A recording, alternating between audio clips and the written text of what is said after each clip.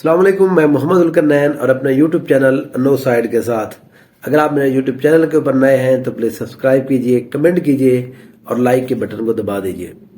دن بھر کی جو خبریں ہیں اس کے اوپر انالیسس کے حوالے سے میں حاضر ہوں، محمد الکرنین. آج جن خبروں کا ہم تذکرہ کریں گے ان کے اوپر انالیسس ہوگا. پہلی خبر ہے اسلام آباد ہائی کورٹ نے ڈی سی اسلام آباد کو جو گرفتاری کا آرڈر دیا ہے وہ معاملہ کیا ہے اس کو دیکھیں گے. پھر اس کے بعد الیکشن کمیشن نے گجرات کا جو ایک حلقہ ہے جہاں پر پرویز الہی صاحب کی جو بیگم ہے کیسرا الہی صاحبہ، اور پھر اس کے بعد چکوال کا ایک حلقہ ہے NA58 جہاں پر ایاز امیر صاحب الیکشن لڑ رہے تھے، اس کا آج الیکشن کمیشن کے اندر سماعت ہوئی، وہ آپ کو بتاتا ہوں میں. پھر اس کے بعد NA146 پیر ظہور حسین قریشی والا جو کل میں نے بات کی تھی، اس حوالے سے الیکشن کمیشن نے آج ایک بہت ہی اہم اپنا ایک اسٹیٹمنٹ جاری کی ہے. پھر اس کے بعد NA148 جہاں پر جناب یسر رضا گیلانی صاحب کامیاب ہوئے تھے، اس کی بھی آج سماعت ہوئی RO کے حوالے سے یہاں پر. تو الیکشن کمیشن نے اس کے حوالے سے بھی آج فیصلہ کیا ہے. پھر اس کے بعد آخری بات یہ ہے کہ انڈین سپریم کورٹ نے RO کے جو مسترد شدہ ووٹ تھے وہ ان کو بحال کیا ہے. تو اس کا ہم دیکھتے ہیں کہ اس کا امپیکٹ جو ہے ہمارے الیکشن کے اندر، کیونکہ اب معاملات جو ہیں سپریم کورٹ کے اندر بھی جانے والے ہیں، تو کیا Indian high court supreme court کا فیصلہ ہمارے جہاں سپریم کورٹ کے فیصلے میں کے اوپر اس کی کوئی اثر ہو سکتا ہے یا اس کی کوئی مثال دی جا سکتی ہے یا نہیں. ان تمام چیزوں کے اوپر جو ہے وہ ابھی ڈسکس کرتے ہیں. جی پہلا معاملہ یہ ہے کہ اسلام آباد ہائی کورٹ نے جو اسلام آباد کے DC ہیں جناب عرفان نواز میمن صاحب، اس کی گرفتاری کا حکم جاری کیا ہے، اور تمام IGs کو 4 کے 4 IGs کو اس نے یہ حکم دیا ہے کہ کہیں پر بھی عرفان نواز میمن صاحب اگر ملے آپ کو تو اس کو گرفتار کر کے لایا جائے. معاملہ یہ تھا کہ الیکشن کے حوالے سے، الیکشن جو دھاندلی ہوئی ہے اس حوالے سے معاملات چل رہے تھے، تو RO کو بلوایا گیا تھا، ڈسٹرکٹ جو ریٹرننگ افیسر ہے DC صاحب، اس کو بھی بلوایا گیا تھا، لیکن وہ یہاں پر پیش نہیں ہوئے. کہا یہ گیا کہ ان تک بات پہنچائی دی گئی تھی لیکن وہ نہیں آئے، جس کے اوپر جو اسلام آباد ہائی کورٹ کے جج ہیں جناب بابر ستار صاحب، انہوں نے پھر ان کی گرفتاری کا حکم جاری کیا، اور پھر ساتھ ہی یہ بھی کہہ دیا کہ اس کا نام جو ہے ECL میں ڈالا جائے. اب اطلاعات یہ ہیں کہ وہ جناب عرفان نواز میمن صاحب جو ہیں وہ چھٹی پر چلے گئے ہیں اور وہ باہر چلے گئے. اچھا جی، آفیسر جو ہیں یہ چھٹی پہ پتہ کیوں جاتے ہیں؟ اس کا معاملہ یہ ہے کہ یہ 2 سے 3 ماہ پہلے اس طرح کی گیم پہلے تیار کرا لیتے ہیں پورے آفیسز کے اندر. IG آفس سے جتنا بھی جو جس کا مین آفس ہوتا ہے وہاں سے یہ سائن کرا لیتے ہیں، جی ہم کسی بھی ٹائم جو ہے وہ غیر ملک جا سکتے ہیں 15 دن کی چھٹی کے اوپر. تو ان کی بھی اپروو وہ کرا لیتے ہیں، بس وہ ایسے انتظار میں ہوتے ہیں کوئی چھوٹا سا معاملہ ہو جائے اور وہ یہاں سے فرار ہو جائے. تو اسی طرح سے اسلام آباد کے DC صاحب جو ہے وہ بھی اب جو ہے یہاں سے فرار ہو چکے ہیں. لیکن بہرحال اس کی الیکشن کے حوالے سے یہ بڑی اہم ایک ڈیولپمنٹ ہوئی ہے. اس کے بعد دوسرا معاملہ ہے کہ الیکشن کمیشن کے اندر جو معاملات چل رہے ہیں ان میں NA64 جہاں پر پرویز الہی صاحب کی جو بیگم ہے جناب کیسرا الہی صاحبہ، انہوں نے پٹیشن دائر کی تھی کہ RO نے رزلٹ کو تبدیل کیا ہے، کیونکہ وہاں پر چودھری صالح حسین صاحب جو ہے وہ تو تقریباً 80,000 ووٹوں سے ہار گئے تھے، لیکن رزلٹ جب RO نے بنایا ہے تو اس میں کیسرا الہی صاحبہ ہار گئی ہیں اور چودھری صالح حسین صاحب جیت گئے ہیں. اب وہاں پر پہلے 2 دفعہ جو ہے RO کو بلوایا گیا، RO صاحب پہلی پیشی میں بھی نہیں ہے، دوسرے میں بھی نہیں ہے. آج جو ہے وہ ریٹرننگ افسر وہ وہاں پر موجود تھے، انہوں نے اپنی ایک رپورٹ وہاں پر پیش کی ہے جس کے اندر ہم اندازہ لگا سکتے ہیں کہ انہوں نے کہا ہوگا کہ یہ ہمارے پاس فارم 45 موجود ہے، لے یہ چیز وہ چیز. بہرحال وہ ساری کی ساری چیزیں ہونے کے بعد الیکشن کمیشن نے اب جو ہے اس سیٹ کے حوالے سے اپنا فیصلہ جو ہے وہ محفوظ کیا، وہ کل تک یہ اپنا فیصلہ سنا دیں گے. اسی حوالے سے جو ایاز امیر صاحب چکوال کی NA58 کی جو سیٹ ہے وہاں پر بھی یہی معاملہ تھا، وہاں پر بھی اب جو ہے الیکشن کمیشن نے وہاں پر بھی جو فیصلہ ہے وہ محفوظ کر لیا ہے. ان دونوں سیٹوں کے اوپر جو ہے میں پہلے بھی اپنا انالیسس بتا چکا ہوں، یہ کلیئرلی لوگ جو ہے یہ جیت چکے تھے.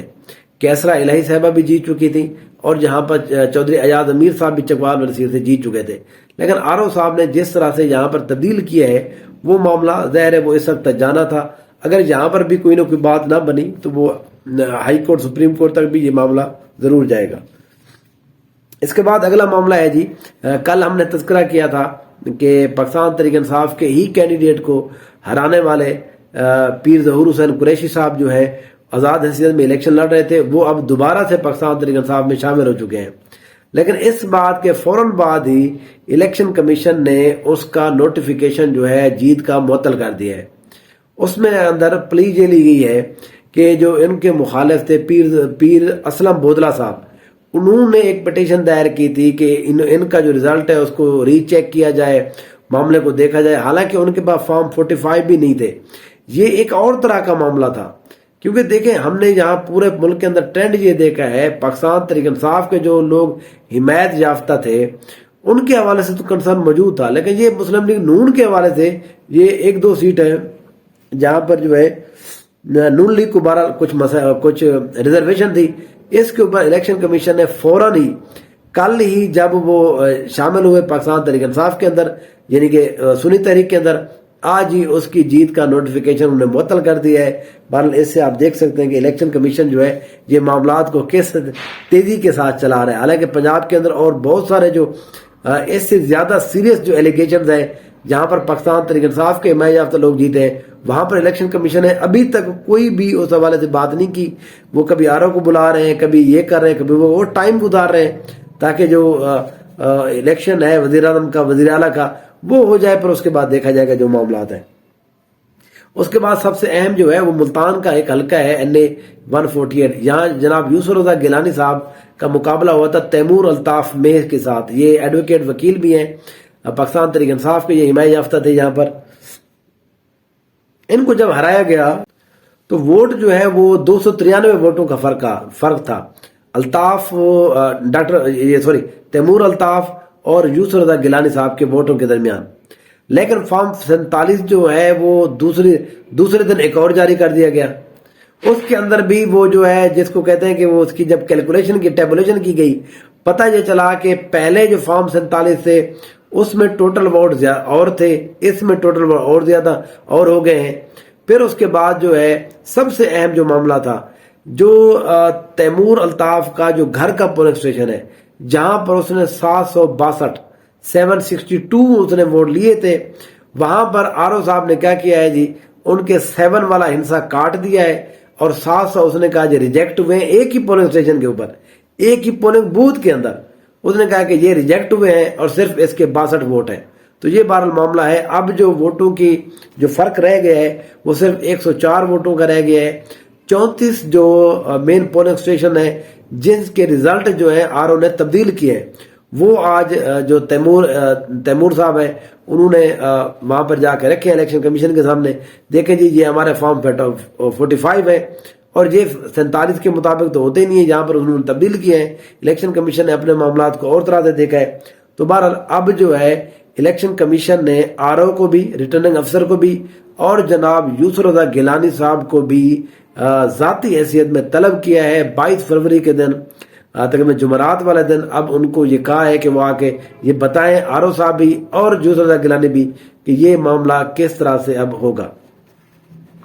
اس کے بعد جو آخری آج کی خبر ہے وہ انڈیا سے ہے. انڈین سپریم کورٹ نے جو آر او نے، ریٹرننگ افسر نے جو ووٹ مسترد کیے تھے، سپریم کورٹ نے یہ ڈیسیجن دیا ہے کہ وہ مسترد نہیں ہوئے، ان کو بھی گنا جائے. اب جو معاملہ یہ ہوا کہ ان کی ایک میئر شپ کے لیے الیکشن ہو رہا تھا، وہاں پر جو بی جے پی ہے ان کو صرف اور صرف 18 ووٹ ملے اور ان کو اگر وہ مسترد ملا لیے جائیں تو وہ تقریباً 22 جا کے بنتے ہیں.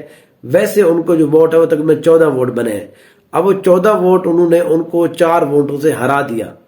اب وہ معاملہ سپریم کورٹ چلا گیا تو سپریم کورٹ نے کہا ہے کہ نہیں، آپ اس کو ریجیکٹ نہیں کر سکتے، ان کو بھی گنا جائے.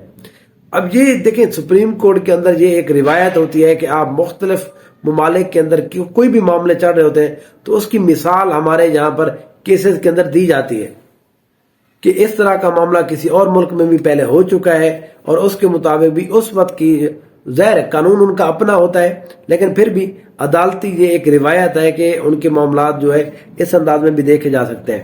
تو یہاں پر بھی یہ پاسبلٹی ہے کہ الیکشن کمیشن کے اندر وہ جو حلقے، خصوصاً ملتان کے ایسے 2 حلقے ہیں جہاں پر مہربانو قریشی صاحبہ اور دوسرا جہاں پر جو تیمور الطاف ہے، یونس گیلانی والا حلقہ، یہ دونوں وہ حلقے ہیں جہاں پر جو مسترد ووٹ ہیں ان کی تعداد زیادہ ہے اور جیت کا مارجن کم ہے۔ تو یہ جو ہے سپریم کورٹ اب انڈین سپریم کورٹ کے مطابق ان کو اختیار حاصل ہے کہ ان کو وہ ریجیکٹ کر سکتی ہے۔ یہ روایت رہی ہے بہرحال سپریم کورٹ کے اندر۔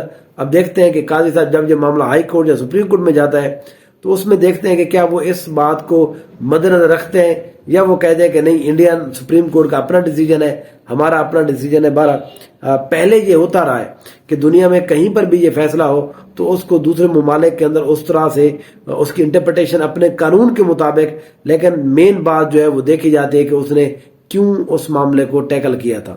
بہرحال انشاءاللہ یہ آج کے دن کی جو ساری خبریں تھی، انشاءاللہ کل دوبارہ اس ٹائم حاضر ہوں گے۔ جو بھی دن بھر کی ساری خبریں ہوں گی ان کے اوپر انالیسس کے حوالے سے دیکھتے رہیے نو سائڈ، انشاءاللہ پھر آپ سے بات ہوگی۔